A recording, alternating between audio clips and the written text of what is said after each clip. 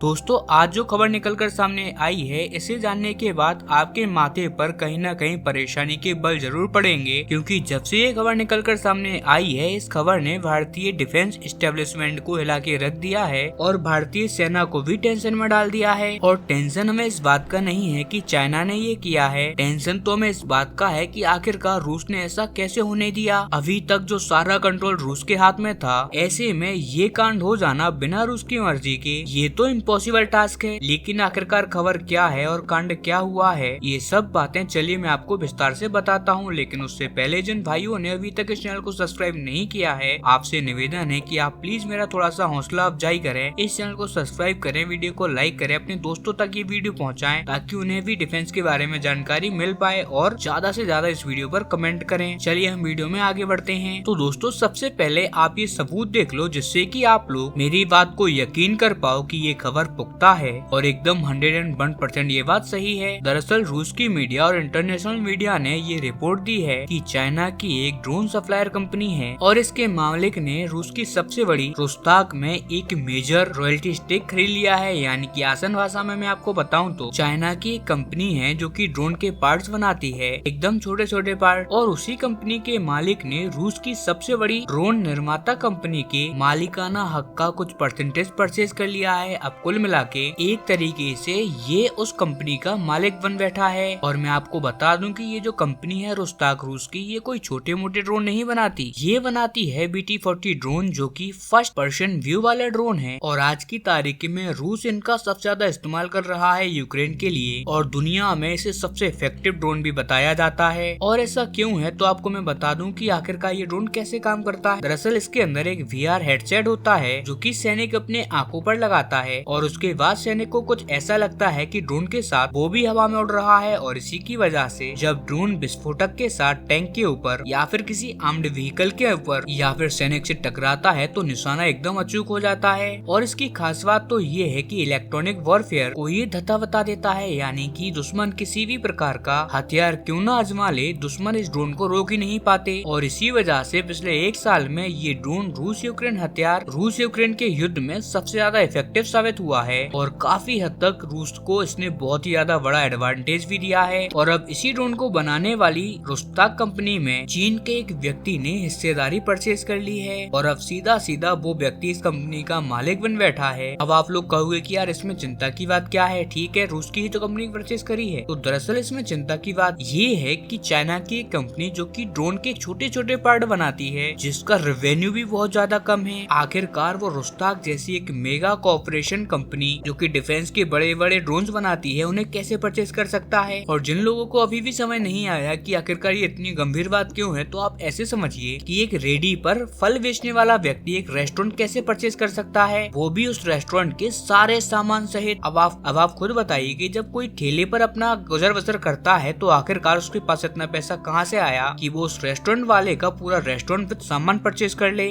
सीधी सी बात है कि उसके पास पैसा दिया है रेस्टोरेंट के दुश्मन व्यक्ति ने। ऐसे ही चाइना के अंदर इस कंपनी को पैसा दिया है चाइना की सरकार ने, ताकि वो रूस की ड्रोन कंपनी के अंदर घुसपैठ कर पाए और इसकी टेक्नोलॉजी को चाइना के हाथ में पहुंचा दे। सबसे ज्यादा इम्पोर्टेंट बात है डेटा। इस रोस्टेक कंपनी के पास डेटा है इनॉर्मस युद्ध का, कि आखिरकार युद्ध में ड्रोन काम कैसे कर रहे हैं, किस मोड़ पर जाकर वो फेल होते हैं, और आखिरकार कौन सी वो खास बात है जो कि इस ड्रोन के फर्स्ट पर्सन व्यू को इतना ज्यादा इफेक्टिव बनाता है। कुल मिलाकर इस ड्रोन के ऊपर अब पूरी तरीके से पहुँच बना ली है चाइनीज ने। अब यहाँ पर चिंता की बात ये नहीं है कि चाइना ने ये किया, चाइना की तो फितरत ही है ये, चाइना तो हमेशा से ये आया है। चाइना छोड़िए, और भी कोई देश होंगे तो वो भी यही करेंगे। लेकिन दिक्कत वाली बात यहाँ आ जाती है कि आखिरकार रूस ने ये सब कैसे होने दिया, और वो सब हुआ है रूस के पास हुए फंड की कमी की वजह से। जब से डोनाल्ड ट्रंप ने रूसी कच्चे तेल पर रोक लगवाने की बात कही है, तभी से भारत ने भी रूस से तेल परचेज करना थोड़ा सा कम कर दिया है। चाइना ने भी ऐसा ही किया है, और इसी की वजह से रूस के पास इस टाइम पर फंड की सप्लाई थोड़ी सी कम हो गई है, और अब रूस को आवश्यकता है पैसे की, और पैसे जुटाने के लिए अब रूस धीरे धीरे करके अपनी सबसे प्रीमियम चीजों को बेचना स्टार्ट कर रहा है, जैसे कि अपनी डिफेंस कंपनी अब वो चाइनीज लोगों को बेचना स्टार्ट कर चुका है। यही भारत के लिए सबसे बड़ा सरदर्द है। आप याद रखिए, आज के टाइम भी हम अपनी जरूरत के जितने भी हथियार परचेज करते हैं उसमें 35 से 40% हम आज भी रूसियों से परचेज करते हैं। रूस आज भी हमारा सबसे बड़ा हथियारों का सप्लायर देश है और उससे भी बड़ी बात कि हमारी तीनों सेनाओं में जितने भी आज तक के खरीदे हुए हथियार हैं उसमें से 65 से लेके 70 तक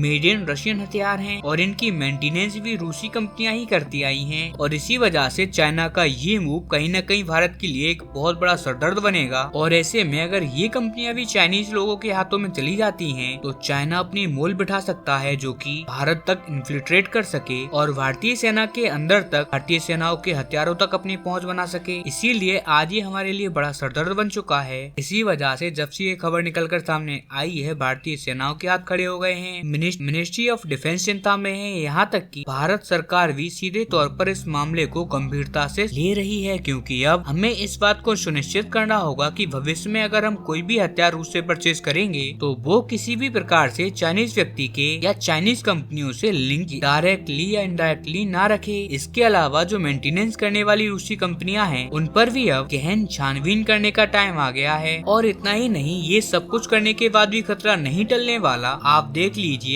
चीन भविष्य में तमाम रूसी कंपनियों पर अपनी नजर गड़ा के रखेगा। अगर हम अभी कोई रूस का हथियार परचेज करते हैं तो इस बात की कोई गारंटी नहीं है कि फ्यूचर में वो ही कंपनी चाइनीज लोगों के हाथों में हो। लेकिन मैं आपको एक बात और बता दूं कि इसमें चाइना की कोई गलती नहीं है। यहाँ पर गलती है तो रूस की, क्योंकि चाइना की तो फितरत ही ये है और रूस के साथ साथ गलती है भारत की। और पहली गलती रूस की ये है, रूस जानता है कि भारत जैसे ना जाने कितने ही ग्राहक हैं रूस के दुनिया भर में जो कि चाइना के दुश्मन है। अब ऐसे में आप चाइना को अपनी कंपनियों के अंदर एक्सेस देकर कहीं ना कहीं उन हथियारों को बेकार कर रहे हो, क्योंकि आप उन तक चाइना की पहुंच बना रहे हो। और दूसरी बड़ी गलती ये है, जो कि बहुत बड़ी और सबसे बड़ी गलती है, और वो गलती है भारत की, कि हम अभी तक आत्मनिर्भर नहीं हो पाए, हम सेल्फ सफिशिएंट नहीं हो पाए हैं अभी तक हथियारों के मामले में। इसी वजह से आज भी हमें हथियारों के लिए कहीं ना कहीं दर दर भटकना पड़ रहा है। कभी हम हथियारों के लिए रूस के पास जाते हैं, तो कभी अमेरिका के पास, तो कभी कभी फ्रांस के पास भी। यहाँ तक कि हमारे देश के लोगों के खून के अंदर चला गया है कि हथियार परचेज करो। आप देखिए, मैं अभी भी ये वीडियो बनाता हूँ कि भारत फलाने देश से फलाना हथियार परचेज कर रहा है, तो देख लेना बहुत सारे लोगों के मन में यही सवाल आएगा कि यार हम अमेरिका का क्यों हथियार परचेज कर रहे हैं, रूस का हमें परचेज करना चाहिए। नहीं, कुछ लोग कहेंगे कि यार रूस अमेरिका छोड़ो, हमें फ्रांस का हथियार परचेज करना चाहिए। शायद ही कोई लोग ऐसे होंगे जो इस बात पर एग्री करेंगे या ये बात कहेंगे कि नहीं, हमें किसी से हथियार परचेज नहीं करने चाहिए, हमें ये हथियार खुद डेवलप करना चाहिए। और आज हम अपनी इसी ढिलाई का परिणाम भुगत रहे हैं। लेकिन अभी भी कुछ ज्यादा नहीं बिगड़ा है। हमें इस बात का ख्याल रखना होगा फ्यूचर में, अगर हम किसी भी देश से कोई भी हथियार परचेज क्यों ना कर रहे हो, उस जगह पर उस कंपनी में या उस हथियारों की किसी भी मार्केट में चाइना का इन्फिल्ट्रेशन ना हो। बहुत ज्यादा बड़ी सिरदर्दी है सेनाओं के लिए, इसीलिए अभी भी टाइम है। भारत सरकार को जल्दी ही प्राइवेटाइजेशन करना होगा। लिटरली युद्ध स्तर पर इस टाइम पर काम करने की जरूरत है, तभी हम आत्मनिर्भर बनेंगे इस मामले में भी।